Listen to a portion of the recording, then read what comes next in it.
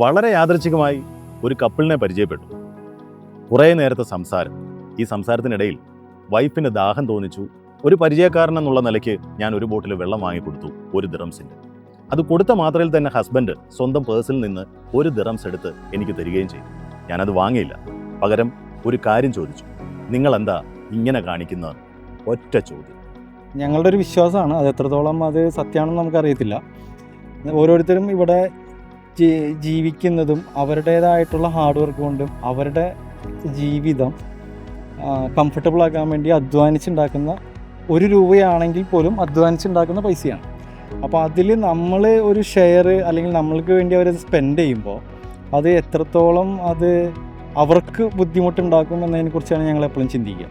അപ്പോൾ അത് അങ്ങനെ ചിന്തിക്കാനുള്ള റീസൺ ഞങ്ങളുടെ 2 പേരുടെയും പാസ്റ്റിൽ ഞങ്ങൾ ഒത്തിരി സ്ട്രഗിൾ ചെയ്തിട്ടുണ്ട്.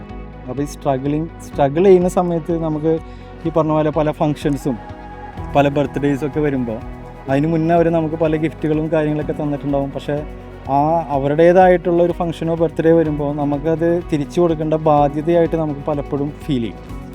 ഞങ്ങളുടെ കാര്യം മാത്രമല്ല, എനിക്ക് തോന്നിയിട്ടുള്ള പൊതുവേ എല്ലാവരുടെ കാര്യമായിട്ട് എനിക്ക് തോന്നാറുണ്ട്.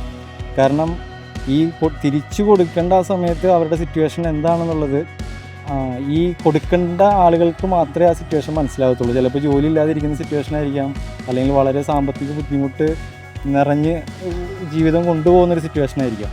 അപ്പോൾ ആ സിറ്റുവേഷനിൽ ഈ പൈസ തിരിച്ചു കൊടുക്കണമല്ലോ എന്ന് വിചാരിച്ച് അത് വളരെ കഷ്ടപ്പെട്ട് സങ്കടപ്പെട്ടിട്ടൊക്കെ ആയിരിക്കും, കടം മേടിച്ചിട്ടൊക്കെ ആയിരിക്കും ഈ പൈസ അവർക്ക് തിരിച്ചു കൊടുക്കും.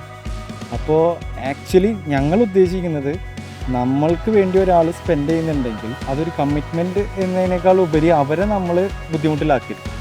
പക്ഷെ ഒരു 70-80% ആളുകൾ നമ്മളോട് ഇത് യോജിക്കാറുമില്ല.